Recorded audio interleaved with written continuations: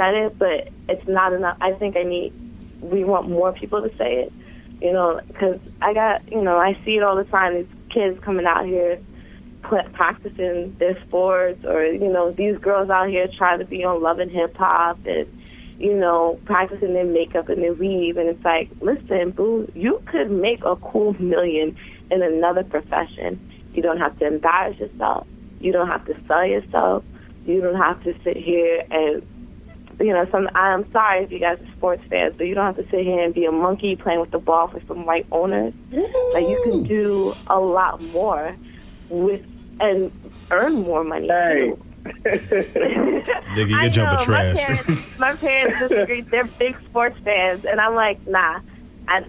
Until several black owners are, owning some teams, nah.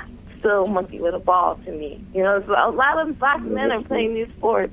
Why are we not owning these teams? Obviously, we don't have the funds, but it's like, why aren't we?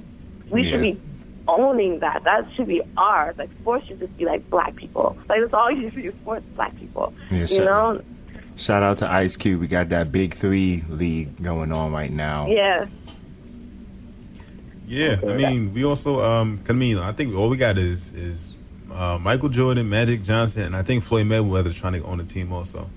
But again, it's just like, it's really crazy how, if you really think about it, like, we're, socialized to be entertainers, and then everyone else is socialized to own our entertainment, like own the platform. That's crazy to me. Like, honestly, we can skip a whole generation of like athletes, and we just can focus on getting people, with trades and other stuff like that, which, again, like, we don't need any more, I said this before, like, we don't need any more fucking community centers, like, where niggas can play basketball, stay out of trouble. Like, fuck that. Let's teach them some skills. There's more than just staying out of trouble. Like, so we're going to raise somebody else that's like mediocre, and someone that's like, you know what I'm saying? Like, that's true. I do agree with that. But in the community centers, I mean, I guess, like, that's like the end game. I feel like the next step would to be to have workshops in those community centers where they do certain things on, like, okay, Tuesdays we'll have like a financial literacy day. Honestly, the person that's probably going to come in there and teach that ain't going to be getting paid that much, so they have to be doing it off the strength. But, an hour or two, is that, or I'm not exactly sure, like, how much time will be needed to do stuff like that. But I mean, I feel like that'll be the next step, because those community centers are good places, and a lot of times they have strong black men in there that people look up to. So kids who don't have that father figure, they rely on that community center to, instill those characteristics that's becoming of somebody who's going to be productive in the future. It might not be as soon as as we wanted to, but everybody develops at their own rate, Yeah, we doing that shit. I feel like, we doing that shit. Yeah. Mm-hmm.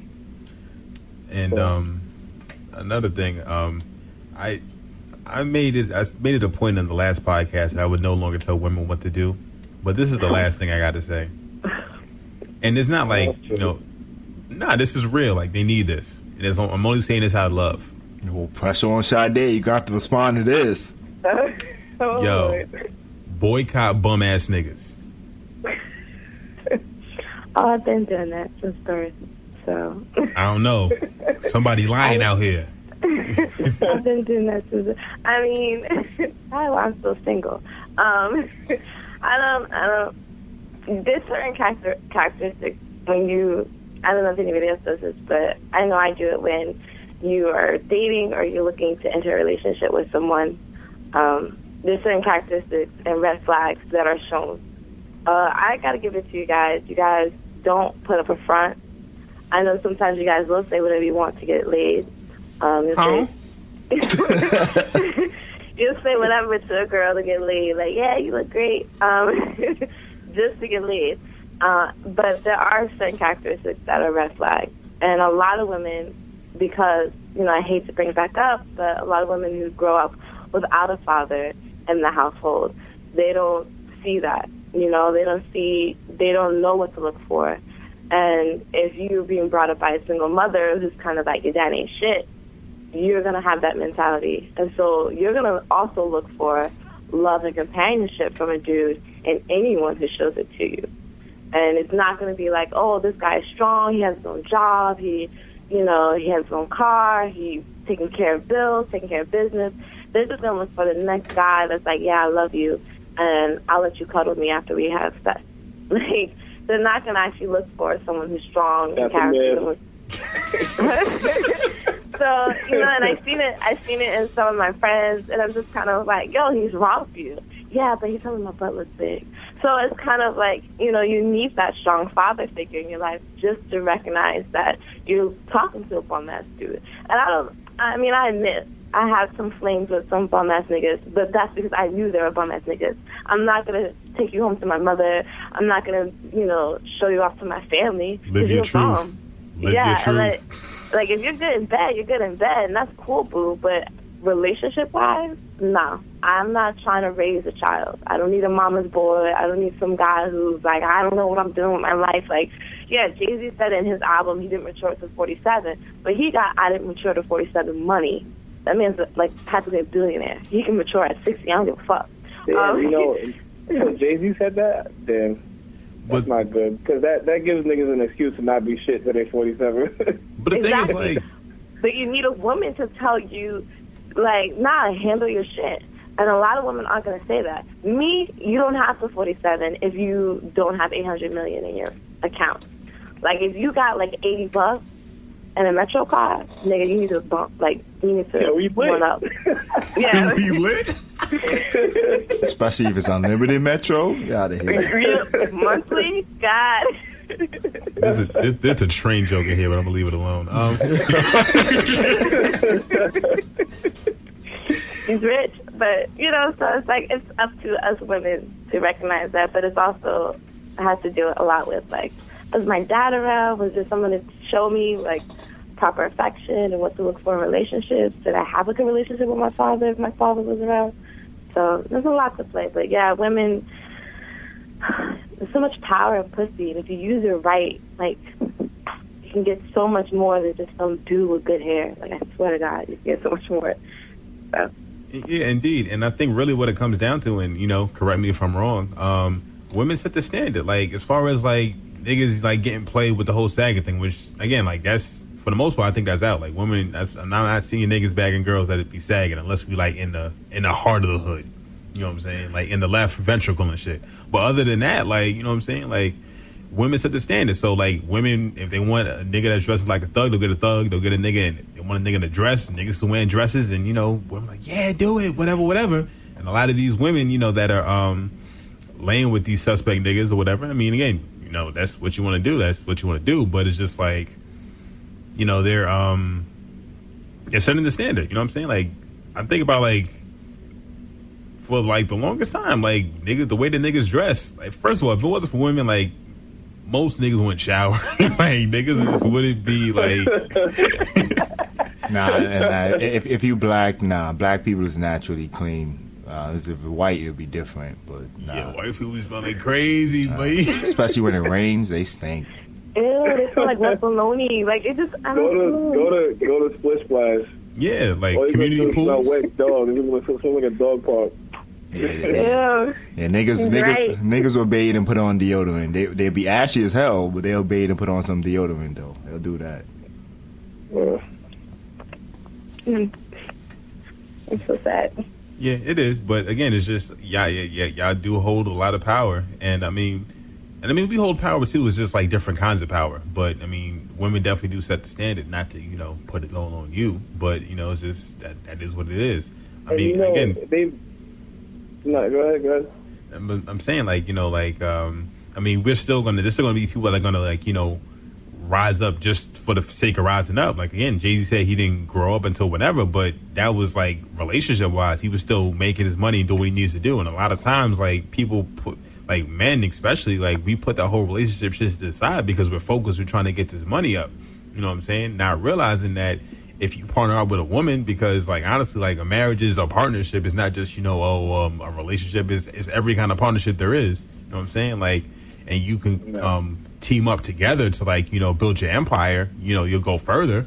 But again, like when you focus, you at that tunnel vision on, whatever. Like, yeah, like I don't got time to be, pouring into this woman that, like, nah, like fuck that. Like, give me the box and let's keep it moving. Like, man, and it works from like both. You get work from both ends too. Like, wait, chill. No, you know what I'm saying? Look, it's 2017. You say that fucking want, but listen, from one side, looking at my parents, they always was like, lovey-dovey. My father worshiped my mom. You know what I'm saying? So I had like it. That's how I grew up. You know what I mean? So any girl that I brought around, I normally treated them like I treated them really well, just because of what my parents showed me. And I would see things like people getting treated like shit, and I'm like, how does that even work? You know what I mean? I don't even know how that works or whatever. But on the other end, like you said, girls who don't grow up with any fathers or vice versa,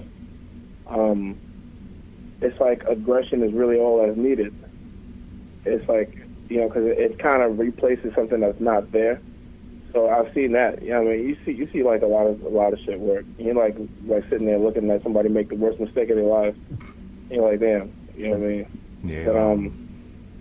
But there is a lot of power in it.